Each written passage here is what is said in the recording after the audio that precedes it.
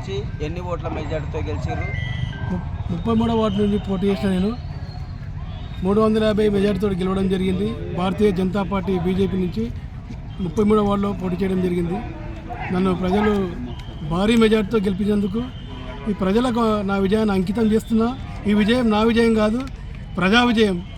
ప్రజలకు నిత్యం నేను అందుబాటులో ఉండి ప్రజాసేవకునిగా ఉంటానని చెప్పి ప్రజలకు మాట ఇవ్వడం జరిగింది. అదేవిధంగా నేను నడుచుకుంటానని తెలియజేస్తున్నా. భారత్ మాతాకి జై, జై శ్రీరామ్.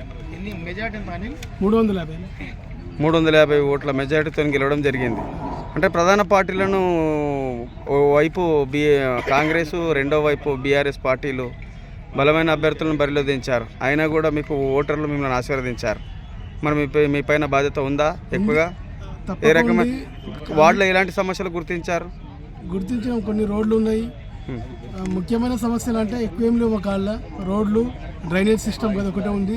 అదేవిధంగా ప్రధాన పార్టీలైన బీఆర్ఎస్, కాంగ్రెస్ భారీగా డబ్బులు పంచినా కానీ ప్రజలు నా వైపే తెలిసింది.